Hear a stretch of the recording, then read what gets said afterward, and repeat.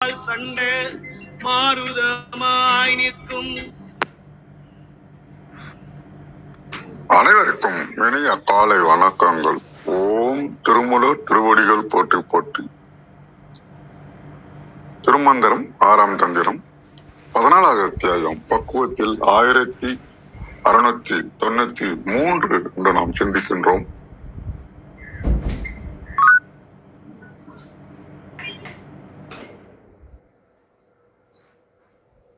ஒரு நிமிஷம். இந்த மந்திரத்துல பார்த்தோம்னா நல்லா எல்லாருக்குமே ஒரு பொருந்தக்கூடிய ஒரு மந்திரம் இது. கொல்லினும் நல்ல குருவினை கொல்லுக, கொல்லினும் நல்ல குருவினை கொல்லுக, உள்ள பொருள் உடல் ஆவியுடன் ஈக, உள்ள பொருள் உடல் ஆவியுடன் ஈக, எல்லத்தனையும் இடைவிடாதே நின்று, எல்லத்தனையும் இடைவிடாதே நின்று தெள்ளி அறிய சிவபதத்தானே, தெள்ளி அறிய சிவபதத்தானே. மிக சிறந்த பாடல்னு சொல்லலாம். ஒரு ஸ்டூடெண்ட் குருவை எப்படி செலக்ட் பண்ணணும், அவர்கிட்ட எப்படி நடந்துக்கணும் அப்படின்னு இதுல அழகா சொல்றாரு.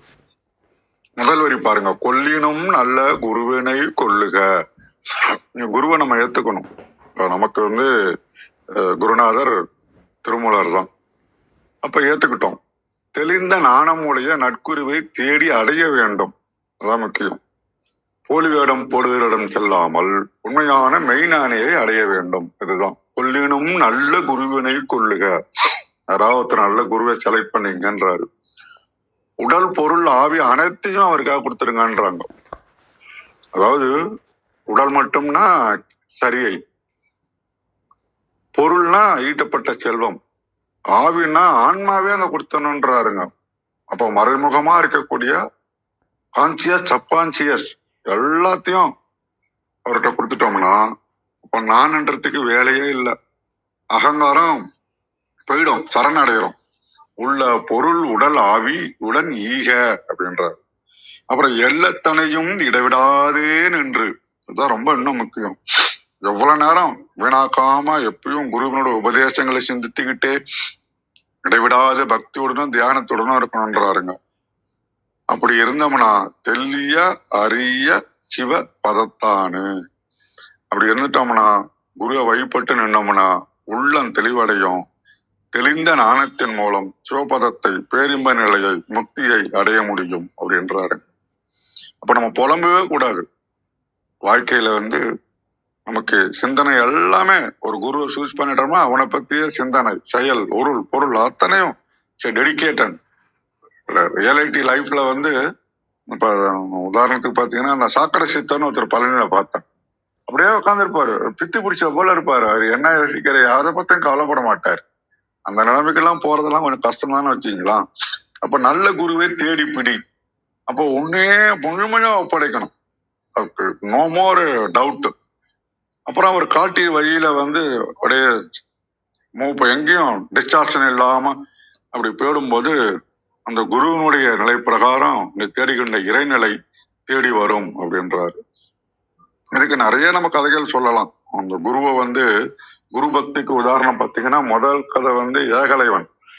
ஏகலைவன் வில்வித்தையில ரொம்ப ஆர்வம் இருந்தது. அவன் துர்ணாச்சாரியர் தான் இப்ப பெரிய ஆசிரியர் வில்வித்தையில. அவர்கிட்ட போய் சீடனாசிரியர்னு நினைக்கிறான். ஆனா அவர் சில காரணத்தினால மறுத்துடுறாரு. அவன் வருத்தப்படல. கொல்லினும் நல்ல குருவினை கொல்லுகின்ற மாதிரி அவர் மனசுல நினைச்சுக்கிட்டு அவரை சிலையை செஞ்சு வச்சுக்கிட்டு அவரை வணங்குறான். அந்த சிலைக்கு முன்னால பயிற்சியே செய்யறான்.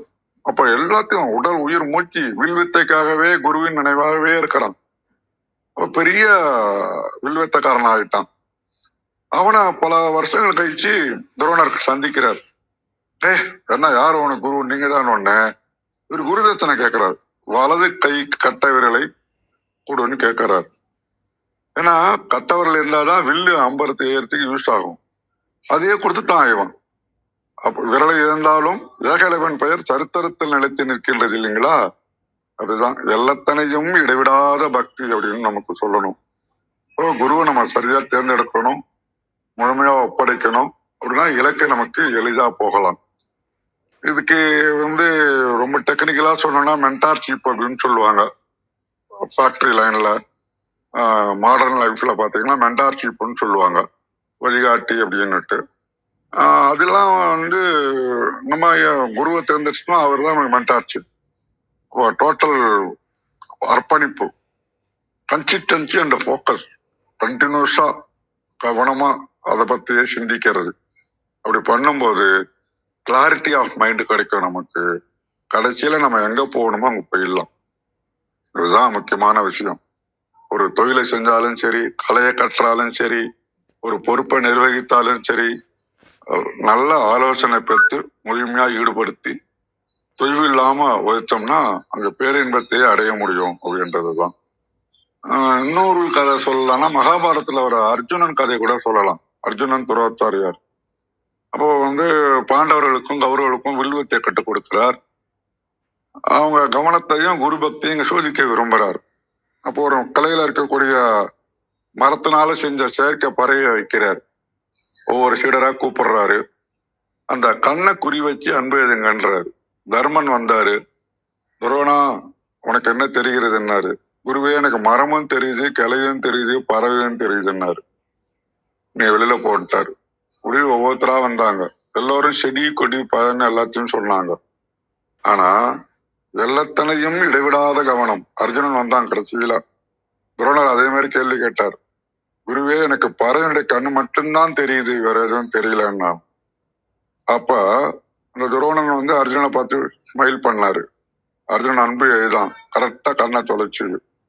அப்ப குருவனுடைய வார்த்தையை அர்ஜுனன் அப்படியே ஏத்துக்கிட்டான். அவர் லைட்டா வந்தா கூட அதை ஏத்துக்கிட்டான். அப்போ வாழ்க்கையில நம்ம இலக்குகள் நிறைய இருந்தா கூட வெற்றி பெறணும்னா என்ன பண்ணணும்னா நல்ல ஆசிரியரை தேடி அடைய வேண்டும். தேவையற்ற சிந்தனைகளை தவிர்த்து இலக்கினை நோக்கி நாம் பிசைய வேண்டும்.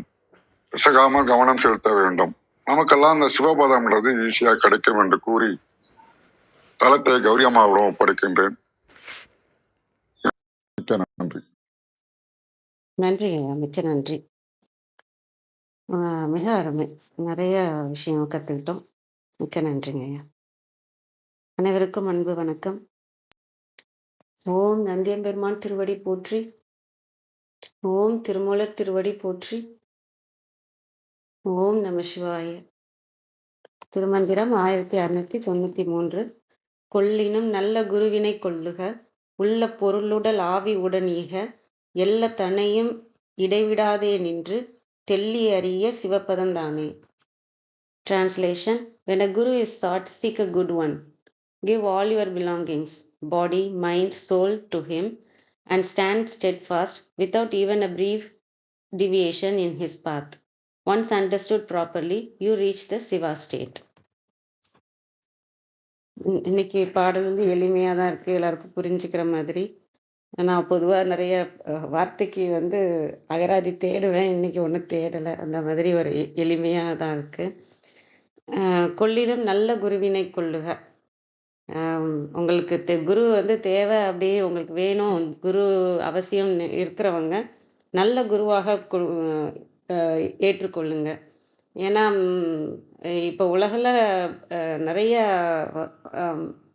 நல்ல குருமார்களும் இல்லை இல்லையா? அதனால் ஏன்னா சரணடையணும். நம்ம உடல் அடுத்த லைனில் சொல்கிறாங்களே, உடல் பொருள் ஆவி அனைத்தையும் நம்ம கொடுக்கணும். அப்போ அவங்க அந்த தன்மையில் இருக்கணும், இறைவன் தன்மையில் இருக்கணும். நம்ம எவ்வளோ தூரம் நம்ம எஃபோர்ட் போட்டு நம்ம பண்ணுறோன்னா அது இறைவனடி சேர்றதுக்காக இருக்கணும். அப்போ குரு நல்ல குருவாக இறைவனடி சேர்ந்து நமக்கு நல்ல வழிகாட்டுறவங்களாக இருக்கணும். எல்லாத்தனையும் இடைவிடாதே நின்று, எல்லளவும் அவங்க சொல்கிற வழியிலேருந்து பேசுகிறாமல் அவங்க சொல்படியே நின்று தெள்ளி அறிய சிவபதம் தானே. அந்த தெளிவு கிடைச்சி நம்ம உணர்ந்தா நமக்கு சிவபதம் தானே. அவங்க வார்த்தைப்படி நடக்கணும், அந்த குருவோட முழுமையாக சரணடைஞ்சு நடக்கணும் அப்படிங்கிறது தான் இன்னைக்கான பாடல். நல்ல குருவாக இருக்கணும். அப்படி உங்களுக்கு நல்ல குருவாக நீங்கள் ஏற்றிட்டிங்கன்னா அவங்க சொன்ன வழியில் நிற்கணும். நின்னா உங்களுக்கு திருவடி கிடைக்கப்பெறும் அப்படின்றது. இன்னைக்கு நான் இதை பற்றி குருன்னு யோசிக்கிறப்ப இன்னைக்கு என்ன யோசனை வந்தது அப்படின்னா, நமக்குள்ள தான் இருக்கு இல்லையா? ஊனுடம்பு ஆலயம், உள்ளம் பெருங்கோயில், ஊனுடம்பு ஆலயம். நமக்குள்ள தான் அந்த கோயில் இருக்கு. நான் கோயிலுக்கு போறப்ப வந்து நான் எப்படி பார்ப்பேன் அப்படி கடவுள எப்படி பார்க்குறேன்னா, அ எனர்ஜியா தான் பார்ப்பேன். எனக்குள்ள இருக்கிற எனர்ஜிய தான் அங்க வந்து சிலையா வச்சிருக்கதா பார்ப்பேன். வெளியில இருக்க கடவுளையும் நான் அ அப்ப வெளியில இல்லையான்னு நீங்க கேட்கலாம். வெளியிலயும் இருக்கிறாங்க. உள்ளயும் நமக்குள்ளேயும் இருக்கிறாங்க. திருமூலரோட இதுபடி நமக்குள்ளேயும் இருக்கிறாங்க. நம்ம நமக்குள்ள இருக்கிறத உணரலனா தான் நம்ம வெளியில தேடணும் இல்லையா? நமக்குள்ள இப்ப விநாயகர் எனர்ஜிய நம்ம அ உணர்ந்து பார்க்கலாம். அ அவர் என்ன செய்வாரு அப்படிங்கிறத நம்ம உணர்ந்து யோசிக்கலாம். அதே மாதிரி லக்ஷ்மி தேவி நம்ம செல்வத்தை ஈர்க்கிற எனர்ஜியா நமக்கு இருப்பாங்க. சரஸ்வதி தேவி நமக்கு கல்வி, அறிவு குடுக்குற எனர்ஜியா இருப்பாங்க. நம்ம அவங்கள வேண்டும்போது எனக்குள்ள இருக்க எனர்ஜிக்கு நான் ஃபோக்கஸ் பண்ணுவேன். அந்த எனர்ஜி வந்து இன்னும் மேம்படுது. அந்த எனர்ஜி இன்னும் வளருது. அப்படிங்கிற மாரி. ஒரு சரஸ்வதிய வேண்டுறோம்னா, அந்த சரஸ்வதி எனர்ஜி எனக்குள்ள இன்னும் வளர்றாங்க. இன்னும் அந்த எனர்ஜி நல்லா வருது. அப்படிங்கிறது தான் நான் பார்க்குறது. அந்த எனர்ஜிய தான் நான் எனக்குள்ள எனர்ஜியா பார்ப்பேன். அந்த மாதிரி நான் கோயில்ல சுத்தும்போது நான் குரு எனர்ஜியா பார்க்குற ஒரு விஷயம் வந்து தக்ஷிணாமூர்த்தி. தக்ஷிணாமூர்த்திய பார்க்கும்போது என்ன தோணும்னா, எனக்குள்ள இருக்கிற குரு எனர்ஜி. அது நந்தி தேவரா இருக்கலாம், முருகரா இருக்கலாம், அ காமாட்சி தேவியா இருக்கலாம், யாரா வேணா இருக்கலாம். ஆனா, அந்த குரு எனர்ஜி இருக்கு இல்லையா? அது வந்து மேம்படுறது வந்து தட்சிணாமூர்த்திட்ட இருந்து வரதா நான் பார்ப்பேன். தட்சிணாமூர்த்தி யாரு அப்படின்னு கேட்டீங்கன்னா, சிவனோட ம் குரு ரூபம் தான் தட்சிணாமூர்த்தி. அவரும் நமக்குள்ள குருவாக தான் இருக்கிறாரு. நமக்குள்ள தான் சிவம் வந்து குருவா இருக்கிறாங்க. அ ஆதிசங்கரர் அவங்க ஒரு ஸ்லோகம் அவங்களோட ஸ்தோத்திரம் ஒண்ணு இருக்கும். அதுலயும் அது வந்து நம்ம இந்த அ எ அனைத்து உலகத்துக்கும் குருவா இருக்கிறவர் வந்து தட்சிணாமூர்த்தி தான். அவர வந்து நம்ம வழிபட்டோம்னா, நமக்கு நமக்கு எங்க போறதுன்னே தெரியல, குருவே கிடைக்கல அப்படின்னும்போது, நம்ம அவங்கள்ட்ட போய் சரணடைஞ்சோம்னா, அவங்கள வழிபடுற முறை. நம்ம அதுல பக்தி மார்க்கத்திலே நெறைய பூஜைகள், அந்த ஸ்தோத்திரம், ஸ்லோகம் எல்லாமே இருக்கு இல்லையா? நம்ம அதுபடியோ, இல்ல மனசார இறைவன் கேட்கிறது அந்த ஒண்ணே ஒண்ணு தான் அந்த தூய்மையான அன்பு. அந்த தூய்மையான அன்பு இருக்கும்போது, உங்களுக்கு அந்த கவனமும் இருந்துரும். அந்த விழிப்புணர்வும் இருந்துரும். அந்த இறை எனர்ஜிக்கே நம்ம போகலாம். அந்த அந்த தூய்மையான அவங்க மேல கூட வைக்கணும்னு கூட இல்ல. இப்ப நீங்க ஒரு இறைவன வேண்டுறீங்கன்னா, அந்த தூய்மையான அன்ப அவர்ட்ட தான் காமிக்கணுமா அப்படின்னு இல்ல. நீங்க அந்த ஃப்ரீக்வென்சில இருந்தாலே போதும். நான் அன்புல தான் இருக்கிறேன். தூய்மையான அன்புல தான் இருக்கிறேன். என் மனதுல எந்த களங்கமும் இல்லன்ற அந்த அந்த ஃப்ரீக்வென்சில நம்ம இருக்கிறதே தான் நான் வந்து அன்பா இருக்கிறதுன்னு நெனைக்கிறேன். அ அந்த மாதிரி ம் தட்சிணாமூர்த்திய சொல்லும்போது, அந்த ஸ்லோகத்திலயும் அந்த ஆதிசங்கரர் எழுதின ஸ்லோகத்திலயும் அந்த இது வரும். ஆ அவர் தான் இறைவன் தான் குருவாக இருந்து, அவரே தான் பரபிரம்மமாகவும் இருந்து, அவரே நமக்கு வழிகாட்டுறவராகவும் நமக்குள்ளே இருக்கிறாரு அப்படின்னு அது நம்ம கோயில்ல சுத்தும்போது நீங்க கோயிலுக்கு போறப்ப நீங்க பார்க்கலாம். நமக்குள்ள இருக்கிற எனர்ஜி ஒண்ணு ஒண்ணு இப்ப துர்கா எனர்ஜி துர்காட்ட போறோம் அப்படின்னா, அ நம்மளோட வினைகள்லாம் அந்த நெகட்டிவிட்டிலாம் கிளீன் பண்றதா தான் நான் அந்த அந்த எனர்ஜி மேலோங்கிறதா தான் நான் பார்ப்பேன். அதுமாரி தட்சிணாமூர்த்திட்ட வரும்போது, அந்த குரு எனர்ஜி. நமக்கு குரு நீங்க வெளியில எனக்கு ஒரு குரு வேணும், எனக்கு உள்ள இருக்கிற குரு வந்து ஆக்டிவேட் ஆகணும் அப்படின்னா, நமக்குள்ள சிவமே வந்து குருவாக இருக்கிற அந்த தட்சிணாமூர்த்திய வந்து வழிபடலாம். அந்த இது ஞாபகம் வருது. அதே மாரி அவருக்கு கீழ வந்து 4 பேர் இருப்பாங்க. அவங்கள வந்து இந்த சனகாதி முனிவர்கள்ன்னு தான் சொல்லுவாங்க. அ அதே சனகாதி முனிவர்கள் தான் இங்க திருமந்திரத்திலயும் திருமூலர் நமக்கு வந்து 4வர் அப்படின்னு சொல்லுவாரு. அதே தான் இங்கேயும் நம்ம வந்து அந்த 4வர் வந்து சனகர், சனந்தனர், சனாதனர், சனத்குமாரர்ன்னு இருப்பாங்க. அதே அதே ரிஷிகள் தான். அவங்க வந்து பிரம்மாவோட பிள்ளைகளா வருவாங்க. அந்த அ அ இங்க பார்த்தாலும் நம்ம இதுலயும் வந்து அவர் 8 பேரோட நான் கத்துக்கிட்டேன். அந்த பதஞ்சலி, அப்புறம் வியாக்கிரபாரர் பாதர் அவங்களோடையும் இந்த 4வரோடையும் நான் வந்துலாம் இருந்தேன் அப்படிலாம் சொல்லுவாங்க இல்லையா? அதே தான் வந்து அங்க தட்சிணாமூர்த்திக்கு கீழேயும் இருப்பாங்க. நான் பார்க்குறது வந்து அம் எ சிவன் வந்து குருவா வந்து நந்திக்கும், இவங்க எல்லாருக்கும் குடுத்தது வந்து தட்சிணாமூர்த்தி ரூபமாவும் இருக்கலாம். இல்ல அவங்களுக்குள்ள இருந்த தட்சிணாமூர்த்தியா இருந்து உள்ளிருந்து உணர்த்துனதாவும் இருக்கலாம். அதே மாரி தட்சிணாமூர்த்தியோட ரூபம் பார்த்தீங்கன்னா, மௌன நிலையில அந்த சின்முத்திரையோட தான் இருப்பாங்க. மௌனமாக இருந்து நமக்கு ஞானத்த குடுக்குறவர் தான் தட்சிணாமூர்த்தி. நம்ம அறியாமைய நீக்கி அந்த ஞானத்த குடுத்து, அந்த சிவமாவே நம்மள ஏற்றுக்கொள்றவங்க. நம்மளும் அந்த மௌன நிலைக்கு போய் அந்த தியான நிலையில நம்மளும் இருந்தோம்னா இருந்து அந்த இறைவனை வேண்டும் போது நமக்கும் அது கிடைக்கும். நமக்குள்ளேயே குரு இருக்காரு. குருவை நீங்க வெளியில தேடணும்னு இல்லை. அப்படி தேடி கிடைச்சாலும் அவங்கள்ட்டையும் சரணடைங்க. உள்ளுக்குள்ளேயே நமக்குள்ள இருக்கிற குருட்டையும் சரணடைங்க.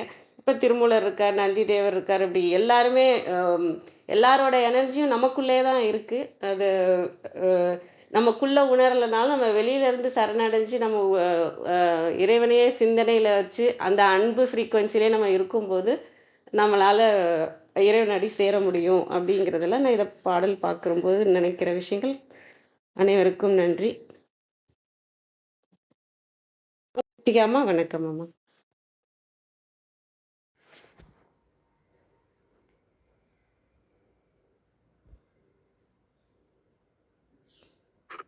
வணக்கம். அனைவருக்கும் நீங்க காலை. இன்றைய மந்திரம் எல்லாருமே ரொம்ப அழகா குருவினுடைய தன்மை எப்படி இருக்கணும் இதெல்லாமே சொல்லியாச்சு. கொள்ளினும் நல்ல குருவை கொள்க அப்படின்னு சொல்றாரு. கௌரிமா சொன்ன மாதிரி மிக எளிமையான ஒரு மந்திரம் தான் இதுவும். ஆனா ஒரு இடத்துல சொல்றாரு, என்ன சொல்றாரு அப்படின்னாக்க, எள்ளத்தனையும் இடைவிடாதே நின்று தெள்ளி அறிய. அப்போ நம்ம நல்ல குருவினுடைய கீழே இருந்தா கூட அங்க ஒரு முயற்சி இருக்கு. நமக்கு என்ன இருக்கு அப்படின்னா, எள்ளத்தனையும் இடைவிடாதே நின்று அப்படின்ற ஒரு நிமிடம் கூட நீ எள்ளு அளவு கூட நீ வேற சிந்தனைக்கு போக கூடாது. அப்ப என்ன பண்ணணும்? குரு கூடயேதான் இருக்கணுமா? குருவை பார்த்துட்டே தான் இருக்கணுமா? குருவை பத்தி மாத்திரமே தான் சிந்திக்கணுமா? அப்புறம் குரு சொல்ற வேலையை மாத்திரமே தான் பண்ணணுமா? அப்ப நான் குடும்பத்தை விட்டு போயிடணுமா? நான் குடும்பத்துக்காக உழைக்க வேண்டாமா? என்னுடைய கணவனாக, மனைவியாக, மகனாக, மகளாக எனக்கு இருக்கக்கூடிய அந்த கடமைகளை நான் என்ன செய்யறது? அப்ப நான் அது பண்ண வேண்டாமா? இந்த பயம்தான் இடைப்பட்ட காலங்கள்ல எல்லா மனிதர்களையும் ஞானத்திற்கு அப்பால் செய்தது. கேள்விக்கு உண்டான பதில் தான். எல்லாரும் பயப்பட ஆரம்பிச்சாங்க. எங்க வீட்லயே அது ஒரு பிரச்சனை வந்தது. என்னுடைய தம்பி அவன் வேற வழி, நம்ம மாதிரி ஞான வழி இல்ல, ஞான மார்க்கம் இல்ல. அவன் இந்த நூல் மார்க்கம் போனான். அப்போ அவங்க ஃபேமிலி அப்படி பயந்தாங்க. அவரு அப்படியே உபநிஷத்துகளா படிச்சுட்டு பயங்கர சாஃப்ட் ஆகி ரொம்ப இருக்காரு, 2 பொன் குழந்தை இருக்கு அப்படின்னு பயப்படும் போது நான் தான் அவங்க மனைவி கிட்ட, என்னுடைய தம்பி மனைவி கிட்ட பேசினேன். அப்படியெல்லாம் இல்ல, இது பண்ண தெளிவு வரும், குடும்பத்தை விட்டுற மாட்டான், நீ பயப்படாத, அவனை தொந்தரவு பண்ணாத, அவன் கொஞ்சம் உலகில இருந்து விலகுவானே தவிர he will deliver his duty, நீ அதை பத்தி கவலைப்படாதன்னு சொல்லி அந்த ஒரு ஆரம்ப காலகட்டங்கள்ல ஒரு ஆற்றுப்படுத்த வேண்டி இருந்தது. அப்புறம் நல்ல ரொம்ப அற்புதமான குடும்பமா இருக்கு அது இப்போ. சோ நான் இதை எதுக்கு சொல்றேன் அப்படின்னா, இந்த எள்ளத்தனையும் இடைவிடாதே நின்று அப்படின்னா அதான் அர்த்தம். சதா சர்வ காலமும் இறையை பற்றிய சிந்தனை, இறை நினைப்பை பற்றிய சிந்தனை, குருவை பற்றிய சிந்தனை, குருவோடு இருத்தல், இதுதான் அந்த எள்ளத்தனையும் இடைவிடாதே நின்று செய்யக்கூடிய செயல். அந்த பக்கம் இந்த பக்கம் கான்சென்ட்ரேஷனே கிடையாது. அப்ப எப்படி இருக்கிறது இது? இப்படி நின்னுட்டோம்னா தள்ளி அறிய சிவபரம் தானே அப்படின்னு சொல்லிட்டாரு. அப்போ எப்படி இது எப்படி இருக்கிறது?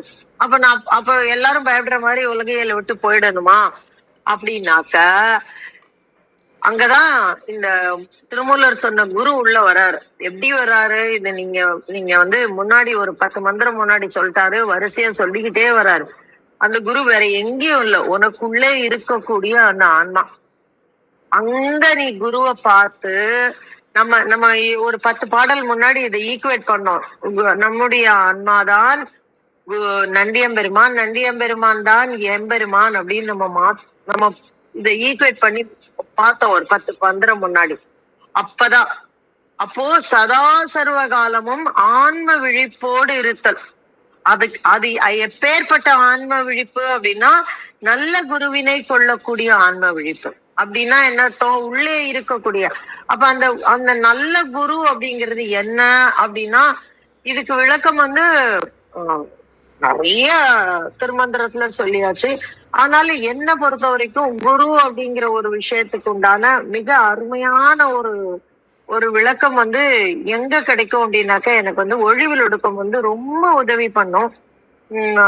எப்ப எடுத்தாலும் டக்குன்னு குரு அப்படின்னாலே எனக்கு ஒழிவில் ஒடுக்கத்தினுடைய விளக்கங்கள் தான். ஏன்னா அவர் தான் சொல்லுவாரு குருட்டினை கொள்ளா அப்படின்னுவாரு, ஆடு குட்டுக்கரடிய திரட்டின மாதிரி அப்படின்னு சொல்லுவாரு, ரொம்ப அடிச்சு பேசுவாரு. அப்போ அந்த மாதிரி அதே மாதிரி அவர் வந்து இதே மாதிரிதான் கிட்டத்தட்ட உள்ள பொருள் உடல் ஆவியுடன் ஈக அப்படின்னு சொன்னார் இல்லையா. அவர் இன்னொன்னும் சொல்லுவாரு, ஸ்ருதி குருவாக்கு சுவானுபவம். அப்போ ஸ்ருதி அப்படின்னா வேதாகமங்கள், குரு வாக்கு அப்படின்னா நம்ம உள்ளே சொல்லக்கூடிய அந்த உணர்வு. நம்ம இதையே திருமந்திரத்துல ஒரு 4-5 மந்திரம் முன்னாடி பார்த்தோம். நமக்குள்ளே இருக்கக்கூடிய அந்த அந்த ஆன்மா சொல்லும் ஒரு விஷயத்தையும் சரியா காட்டும். ஆனா அதை மறைக்கக்கூடிய நிறைய மறைப்புகளை தான் நம்ம வச்சிருக்கோம். அப்போ இந்த இடத்துல அந்த குரு வாக்கை நாம் கேட்கக்கூடிய நிலையில நம்ம இருக்கணும். அதனால்தான் அதுதான் நல்ல குருவினை கொள்க அப்படிங்கிறது. அப்படிதான் உள்ள இருக்கக்கூடிய அத்தனை மலங்களையும் நம்ம வந்து மாற்ற வேண்டும். அதையும் ஒரு இந்த அபக்குவ நிலையில வந்து சொன்னாரு, வைத்த பசுபாசம் மாற்றி அப்படின்னு சொன்னாரு, நெறி வைகி அப்படின்னாரு, பெத்த முறை அப்படின்னாரு. ஒரு வார்த்தையும் சொல்லும் போது நம்ம பார்த்துட்டே ஒன்னொன்னா பார்த்துட்டு வந்துட்டோம். அதனாலதான் இந்த இடத்துல ரொம்ப அழகா நல்ல குருவாக்குன்னு சொல்லி முடிச்சுட்டாரு. ரொம்ப எளிமையா சொல்லிட்டாரு. மண்ணும் மலமைந்தும் மாற்றும் வகை அப்படின்னாரு. இருக்கக்கூடிய அத்தனை மலங்களையும் மாற்றக்கூடியவன் அப்படின்னு சொன்னாரு. இன்னொரு இடத்துல வந்து 5 புலன்களையும் மாற்றக்கூடியவன் அப்படின்னு சொன்னாரு. இப்படி ஒன்னொன்னா சொல்லி நம்மள ஃபைன் டியூன் பண்ணியே கூட்டிட்டு வந்து இங்க ரொம்ப எளிமையா சொல்லிட்டாரு நல்ல குரு. அப்ப அந்த நல்ல குருவை எங்கனம் சென்றடைவது அப்படின்னா நமக்கு இன்னும் புரியலன்னா திருப்பி போய் ஒரு ரிவிஷன் எடுத்துட்டு வந்துடலாம். இத வந்து ஞான சம்பந்த பெருமான சொல்லுனீங்கன்னா ரொம்ப அழகா இந்த நல்ல குரு அப்படிங்கிறதுக்கு உண்டான ஒரு எடுத்துக்காட்டா இருக்கும். என்ன அப்படின்னா, ஏன் வேற யாரும் நல்ல குரு இல்லையா அப்படின்னா அவருக்கு ஒரு ஸ்பெஷல் பெயர் உண்டு. நான் ஞானசம்பந்த பெருமானுக்கு குருராயன் அப்படின்னு சொல்லுவாங்க. இந்த குருராயன்கிற வார்த்தை யாருக்கு வரும் அப்படின்னாக்கா பிள்ளையாருக்கும் சொல்லுவாங்க குருராயன் அப்படின்னு சொல்லிட்டு. அப்போ அவரை இந்த ஞானசம்பந்த பெருமானுக்கும் குருராயன் அப்படிங்கிற ஒரு பேரு அவருக்கு உண்டு. அது ஏன் அப்படின்னாக்க யாரும் கற்றுக் கொடுத்து வந்த ஞானம் அல்ல. அந்த அந்த அந்த அந்த இடம் வந்து ரொம்ப முக்கியமான ஒரு விஷயம். அதாவது ஒரு குருவா மாறணும்னா முதல்ல யார்கிட்டயாவது சீடனா இருக்கணும். அந்த சீடனா இருந்த பிறகு அவர் கற்றுக்கொள்ளக்கூடிய அந்த விஷயங்களை அவர் பயிற்சி செய்து சுவானுபவமாக்கி குருவாக்கு இந்த சொன்னாங்க இல்லையா, அந்த இப்ப பார்த்தவங்க இல்லையா ஸ்ருதி அப்படின்னு சொன்னோம், வேதாகமங்களை கற்றுக்கொள்ள வேண்டும், ஆகமங்கள் நூல் சொல்லி இருக்கக்கூடிய விஷயங்களை, அதுக்கப்புறம் குரு வாக்கு அவருடைய குருவினுடைய வாக்கை கேட்க வேண்டும், பின்பு சுவானுபவமாக மாற வேண்டும். இந்த 3ஐயும் சொல்லி கொடுக்கிறது ஒழிவில் ஒடுக்கம் அப்படின்னு வரும். அது அந்த பாடல் அப்படி வரும். ஆனா முதல்ல இந்த குருவாக ஒரு சீடனுடைய வேலை என்ன அப்படின்னா இந்த 3 செயலையும் செய்யணும். இந்த 3 செயலையும் செய்யும் பொழுதுதான் அவன் வந்து ஒரு முழுமையான சீடனாக மாறி குருவினுடைய தன்மைக்கு அவர் வந்து போறாரு அப்படிங்கிற ஒரு குறிப்பு வந்து இதுல இருக்கும். ஆனா ஞானசம்பந்த பெருமானுக்கு யாருமே எதுவுமே சொல்லி கொடுக்கல. ஆளுடைய பிள்ளை அப்படின்னு அவர் சொல்லுவோம். அவருக்கு என்னன்னா எந்த சாதனம் 5 வயசு குழந்தைக்கு என்ன தெரியும்? பாலரா வாயனாக அம்மையிடம் அமுதப்பால் அறிந்து ஞானப்பால் அறிந்து அப்படியே பண்ண ஆரம்பிச்சாரு. மெய்கண்டருக்கும் அப்படிதான் கணக்கு இல்லைங்களா. ரொம்ப சின்ன வயசுல 4-5 வயதுல மெய்கண்ட பெருமானும் அப்படிதான் வந்தார். அப்போ இந்த மாதிரியான ஞானம் இது எப்படி சாத்தியம்? எப்படி ரமணருக்கு 7 வயசுல நடந்தது, இது எப்படி சாத்தியம் அப்படின்னுட்டா, அவங்க அந்த 7 வயசுலயே உள்ளே இருக்கக்கூடிய அந்த இறை பெருமானின் உணர்வை பெற்றுக்கொள்ள பற்றிக்கொள்ள முடிந்தது. அதான் அந்த இடத்துல விஷயம். அப்ப அவங்களுக்கு வழிகாட்டின குரு யாரு அப்படின்னா உள்ள இருக்கக்கூடியது அந்த மாதிரியான குருதான். அப்ப நமக்குள்ளேயும் அப்படித்தான் இருக்கிறது. ஆனா நம்ம என்ன பண்றோம் அப்படின்னா உள்ள இருக்கக்கூடிய அத்தனை மலங்களையும் சேர்த்து அந்த குரு வாக்கை நாம் கேட்காது இருக்கிறோம். அததான் இந்த இடத்துல சொல்றாரு. கொள்ளினும் நல்ல குருவை கொள்க. உள்ள 2 வார்த்தை, 2 மனம் பேசும். ஒண்ணு பண்ணுன்னு சொல்லும், இன்னொன்னு பண்ணாதான்னு சொல்லும். இந்த பண்ணுன்னு சொல்றத பாத்தீங்கன்னா நல்ல விஷயம் பண்ணும்போது பண்ணுன்னு சொல்லும் பாத்தீங்களா, அது எது அப்படின்னா இந்த நல்ல குருவினுடைய வாக்கு. உள்ள இருக்கிற மனசு சொல்லிட்டே, ஏய் இதான் உனக்கு நேரம், இந்த நேரத்துல உட்காந்து படிச்சாதான் படிக்க முடியும், இந்த நேரத்துல உட்காந்தாதான் தியானம் பண்ண முடியும், பண்ணு பண்ணு பண்ணு பண்ணு அப்படிங்கும். இன்னொரு விஷயம் சொல்லும், ஐயோ இல்ல பசிக்குது, இப்போ சாப்பிடலாம், டைம் இருக்கு, அதை பண்ணி சாப்பிடலாம், இதை பண்ணி சாப்பிடலாம், இல்லைன்னா அந்த வேலை பண்ணலாம், இல்ல கொஞ்சம் தூங்கலாம், இல்ல கொஞ்சம் வேற ஏதாவது பண்ணலாம், டிவி பார்க்கலாம், இப்படி எல்லாம் சொல்லும். அது நம்முடைய மலமாயங்கள் எழுப்பக்கூடிய அந்த குரல். இதே மாதிரி ஒரு சில விஷயம் உள்ள சொல்லும், இது பண்ணாத, இது தப்பா முடியும், போவாத அப்படின்னு சொல்லும். ஆனா இன்னொரு மனசு சொல்லும், இல்ல இல்ல அதுல இவ்வளவு லாபம் வரும், அதுல அவ்வளவு வரும், அவ்வளவு புகழ் வரும், இவ்வளவு பெருமை வரும், இவங்க பாராட்டுவாங்க, அவங்க பாராட்டுவாங்க. அப்ப அது என்ன சொல்லும் அப்படின்னா அது அந்த மலமாயங்கள் சொல்லக்கூடிய குரல். அப்ப ரெண்டும் நமக்குள்ள இருந்துதான் பேசும். அதுல நல்ல குருவை கொள்ள வேண்டும். எவ்வளவு எவ்வளவு இப்படி இந்த குரலை நம்ம உள்ள கேட்க ஆரம்பிச்சுட்டா இந்த உலகில விட்டு போயிடுவாங்களோன்னு நம்ம பயப்பட வேண்டாம். ஒரு அப்பாவா என்ன பண்ணணுமோ அதை உள்ள இருக்கிற குரலை கேட்டு பண்ணினோம்னா அதுதான் குருவோடு இருத்தல். அம்மாவா என்ன பண்ணணும், நம்மளுடைய ஆழ்மனது என்ன சொல்லுகிறதுன்னு அந்த ஆழ்மனதோடு சதா சர்வ காலமும் அதான் எள்ளத்தனையும் இடைவிடாதே நின்று அப்படிங்கிறதுதான். அப்ப அது எதுக்கு ஈக்குவல் அப்படின்னா கோவில்ல இருக்கிறதுக்கு ஈக்குவல், இறையோடு சதா சர்வ காலமும் சம்பாஷிப்பதற்கு உண்டான ஈக்குவல். நீங்க யோசிச்சு பாருங்க, நம்ம மனசு இல்லாம நம்ம ஆன்மா இல்லாம நம்ம இருந்துட முடியுமா? அப்ப அந்த மனதை ஆன்மாவோடு சேர்த்து இருக்க வைத்தல். அதனாலதான் உள்ள சொல்றாரு, 2வது வரியில சொல்றாரு, உள்ளம் பொருள் உடல் ஆவியுடன் ஈக அப்படின்றாரு. அப்ப இத தள்ளி வைக்கிறதே இல்ல, சதா சர்வகாலமும் உள்ளே பேசிக்கொண்டு இருக்கின்ற அந்த மனதை கொண்டு போய் அந்த இடத்துல பிக்ஸ் பண்ணிடணும், அவ்வளவுதான். அப்ப அது பேசுறது எதுவாகத்தான் இருக்கும் என்றால் அந்த ஆன்மா பேசக்கூடிய வார்த்தைகளாகத்தான் இருக்கும். அப்ப அப்படி பண்ணும் பொழுது தெள்ளி அறிய சிவபதம் தானே அப்படின்றாரு. அப்ப வேற ஒண்ணுமே இல்ல.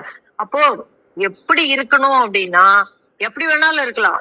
உலகியல மறந்து ஐயா சொன்ன மாதிரி சாக்கடை சித்தர் மாதிரி, சாக்கு மூட்டை சித்தர் மாதிரி 1 கோடி சித்தர்கள், நம்ம நவகோடி சித்தர்கள், 1 கோடி கூட இல்ல, 9 கோடி சித்தர்கள் இந்த பூமியில இருக்காங்க. இன்னைக்கும் நம்மள வழிகாட்டிட்டு இருக்காங்க. அவங்களுடைய பற்றி நம்ம இருந்துடலாம், ரொம்ப அழகா இருந்துடலாம். இதுல எல்லாரும் அடக்கம், உலகியலை மறந்தவர்களும் அடக்கம், உலகியல் மறக்க. அப்ப அவங்களோட கர்மா முடிஞ்சு போச்சு. ஆனா அந்த உடல் இருக்க வேண்டிய கர்மா இருக்கு. அதனாலதான் அவங்க சுத்தமா உலகில விட்டு போயிட்டாங்க.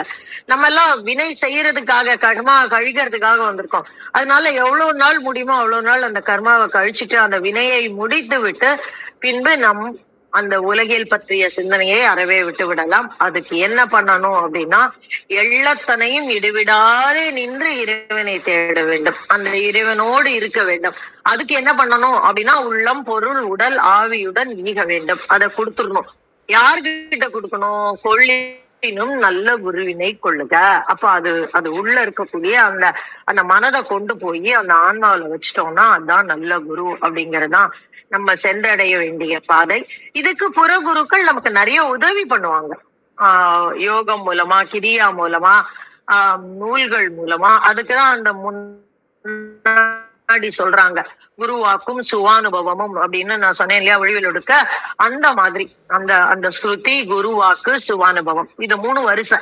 அந்த இதுல இருந்து நம்ம எல்லாம் இங்க இருந்துதான் பற்றி வந்திருக்கிறோம். ஸ்ருதி வாக்கு அப்படின்னா அந்த நூல்கள் மூலமாக, திருப்பி குரு வாக்கு அப்படின்னா வெளியில இருக்கிற குருவினுடைய வாக்கின் மூலமாக நாம் உள்ளே இருக்கக்கூடிய குருவை அடையாளம் கண்டுகொள்கிறோம். அதுதான் இந்த சுவானுபவம். அப்படின்னு இந்த 3 வந்து ஸ்டெப் ஸ்டோன்ஸ். நமக்கு அற்புதமான மந்திரம். பல விஷயங்களை அவர் ஏற்கனவே சொல்லிட்டதுனால ரொம்ப எளிமையா இந்த மந்திரத்தை சொல்லிட்டாரு. இதை இன்னும் டீப்பா உள்ள போய் நம்ம தேட தேட தேட தேட பின்னாடி இருக்கிற மந்திரங்கள் வந்து நமக்கு மிக தெளிவாக புரியும் அப்படிங்கிறதுதான் உண்மை. அதுக்கு முன்னாடி இருக்கிற மந்திரங்களையும் நம்ம மீண்டும் மீண்டும் வாசிச்சு பார்த்துக் கொள்ளலாம். அற்புதமான இத்தகைய மந்திரத்தை உங்களோட பகிர கிடைச்ச இந்த காலை வேலைக்கு நன்றி சொல்லி என்னுடைய பகிர்தலை முடித்துக் கொள்கிறேன். நன்றி நண்பர்களே. மிக அருமை. நிறைய விளக்கங்கள் கொடுத்துருக்கீங்க. மிக்க நன்றி. அலெக்ஸ் அவங்க வந்திருக்காங்க. நீங்க எதுவும் உங்களோட கருத்து தெரிவிக்கிறீங்களா? வாங்க ஐயா. வணக்கம்.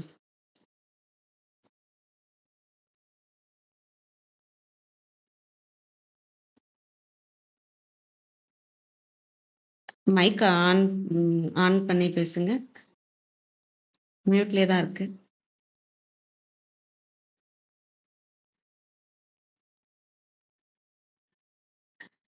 நன்றி. வேற யாரும் எதுவும் கேள்வி எதுவும் கருத்து ஏதாவது இருக்குங்களா? கேள்வி ஏதாவது கேட்கணுங்களா?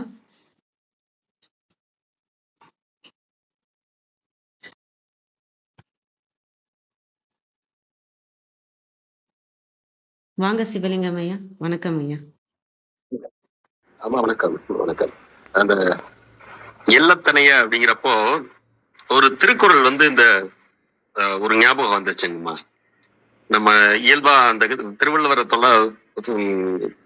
பார்த்து அந்த வார்த்தைகள் வந்து இதை போலவே இருக்கும் அப்படின்னு சொல்லுவோம் இல்லையா?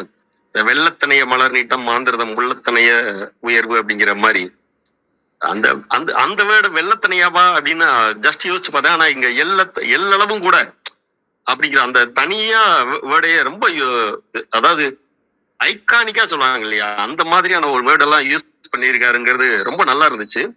ஆனா இங்க இந்த கொல்லினும் நல்ல குருவினை கொள்ளுக. அப்ப அந்த குருவை எப்படி நாம சூஸ் பண்ணணும் அப்படிங்கிறதுக்கு ஏதாவது கொடுத்துருப்பாரு. அந்த ஒரு எண்ணம் மட்டும் வந்துச்சு. ஆக்சுவலி ஒரு லாஸ்ட் 2 days வரல. மேபி அதுக்கான லீட கொடுத்துருப்பாரு அப்படிங்கிற ஒரு ஒவ்வொரு நாளும் ஆச்சரியப்படுத்துற அந்த ஒரு விஷயங்களே மனசுக்குள்ள வந்துச்சுங்கம்மா. அதை பகிரணும்னு தோணுச்சு. அதே மாதிரி நல்ல குருவினை கொள்ளுக உள்ள இந்த உடல் பொருள் ஆவி அப்படின்னு சொல்லுவாங்க. நம்ம இயல்பாவே எல்லாருக்கும் நான் சமர்ப்பணம் பண்றேன், என்னோட உடல் பொருள் ஆவி அத்தனையும் உனக்கு தான் அப்படின்னு சொல்லுவாங்க. ஆனா அது யாருக்கிட்ட கொடுக்கணும்னா ஒரு நல்ல குரு கிட்ட சமர்ப்பணம் பண்ணணும் அப்படிங்கிறது ரொம்ப நல்லா இருந்துச்சு. அதை பகிர்றதுக்கு தாங்கம்மா. நன்றிங்கம்மா. நன்றிங்க. நன்றி. நல்ல பார்வை. அதெல்லாம் யோசிச்சிருக்கீங்க. நல்லா இருந்தது கேட்கறதுக்கு. ரொம்ப நல்லா இருந்தது. மிக்க நன்றிங்க. வாங்க அரங்க ஐயா. வணக்கம் ஐயா.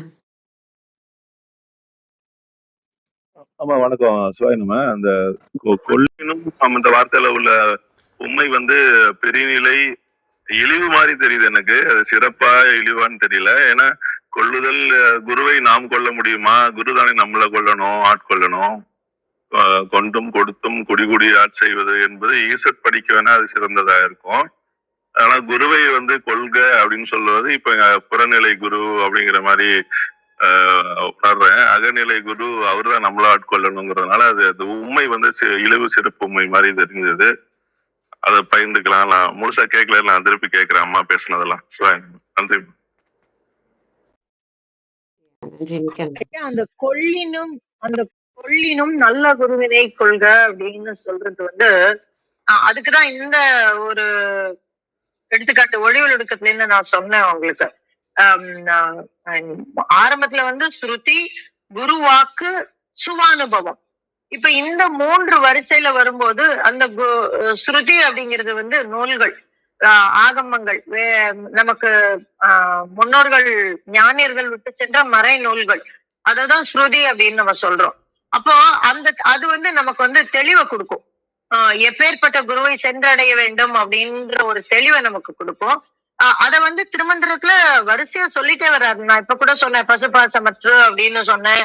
அது மாதிரி வைத்த பசுபாசன் மாறி நெறி வைகி அப்படின்னு சொல்றாரு. அப்ப அது என்ன நெறி அப்படின்னு ஒரு 3 மந்திரம் முன்னாடி, இதுக்கு முன்னாடி குருவுக்குன்னு தனியா இலக்கணமே திருமந்திரம் சொல்லி இருக்கு. அப்ப அதெல்லாம் எடுத்து வச்சுட்டு அதெல்லாம் சொல்லக்கூடியதுதான் இந்த ஸ்ருதி அப்படிங்கிறது.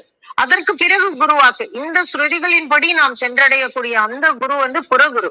நம்ம அவங்க வந்து அந்த குரு வாக்கு கேட்கணும் அப்படின்னு. அப்புறம் அது சுவானுபவம். அது வந்து உள்ள இருக்கக்கூடிய ஆன்ம அனுபவத்தை கிளப்புகிறது. இந்த ஆன்ம அனுபவம் வந்த பிறகு நம்ம உள்ள இருக்கிறதுதான் குரு. அப்போ அந்த இடத்துல அங்கேயும் 2 வார்த்தை நான் அது நீங்க ஆரம்பத்துல கேட்டீங்கன்னா தெரியும். 2 பேசும். நம்ம மனசுக்குள்ள இருக்கக்கூடியதே 2 பேசும். நம்ம இறைவனுடைய காலடியை சரணடைந்து விட்டால் அந்த அப்பவும் 2 பேசும். ஆனா நம்ம எதை கொள்ள வேண்டும் என்றால் அந்த குருவாக நின்று இறைவன் நம்முள்ளே சொல்லக்கூடிய வாக்கினை கொள்ள வேண்டும். ஆனா இன்னொரு வாக்க விட்டுறலாம். நான் சொன்னேன் இல்லையா, இது செய்யலாம் செய்யாத. நல்ல விஷயம் பண்ணும்போது இதை செய்யன்னு உள்ளுக்குள்ள ஒண்ணு சொல்லும். அதை கேட்கணும். செய்யாதன்னு சொல்றத விட்டுறணும். கெட்ட விஷயம் பண்ணும்போது இதை செய்யாதன்னு உள்ளுக்குள்ள ஒண்ணு சொல்லும். இன்னொன்னு வந்து செய்யின்னு சொல்லும். அது நம்ம மனசு. அப்ப அந்த மனசு சொல்றதை விட்டுறணும். இல்ல ஆன்மா சொல்றத கேட்கணும். அதுதான் கொள்ளினும் நல்ல குருவினை கொள்க. அதுக்கு இத்தனை ஸ்டெப்ஸ் இருக்கு. அதை முடிச்சுட்டு வந்துட்டா நம்ம இந்த இடத்துல செட்டில் ஆயிடலாம். அதனாலதான் நான் சொன்னேன், மனதை கொண்டு ஆன்மாவில் வைத்து விடு. நீ உன் மனசு தனியா யோசிக்க வேண்டாம். உள்ள இறைவன் சொல்வதை சதா சர்வ காலமும் நம்மால் கேட்க முடியும். அப்படி கேட்கும் பொழுதுதான் எள்ளத்தனையும் இடைவிடாதே நின்று இறையன் பெருமானை நம்மோடு இருத்தி கொள்ள முடியும் அப்படிங்கறதா அந்த வார்த்தை. நல்ல இது வந்து ரீஇட்ரேட் பண்றாரு திருமூலர் நமக்காக. அப்படியும் எடுத்துக்கலாம். நன்றி. நன்றிங்கம்மா. நான் கேட்கிறேம்மா. நீங்க சொன்ன மாதிரி அந்த சுருதி அந்த ஆர்டர் வந்து கரெக்ட். அதுக்கு முன்னாடி அபக்குவன் எல்லாம் வருது. பக்குவன்ல வந்துட்டதுனால பக்குவத்துக்கு சொல்லும் பொழுது கொள்க அப்படின்னு சொல்றதுக்கு கொண்டாலும் என்று அந்த உண்மை போட வேண்டிய அவசியம் விளங்குதுமா. நன்றிமா, மிக்க நன்றி. நன்றிங்க ஐயா. நன்றிங்க அம்மா. நிறைவு செஞ்சுக்கலாங்களா? அனைவருக்கும் நன்றி. இன்று எங்களுடன் இணைந்த அனைத்து உள்ளங்களுக்கும் எங்களது மனமார்ந்த நன்றிகள். மீண்டும் நாளை காலை 6:30 மணிக்கு சந்திப்போம். தலம் நிறைவு பெறுகிறது. திருமூலர் திருவடிகள் சரணம் சரணம். திருமூலர் திருவடிகள் சரணம் சரணம்.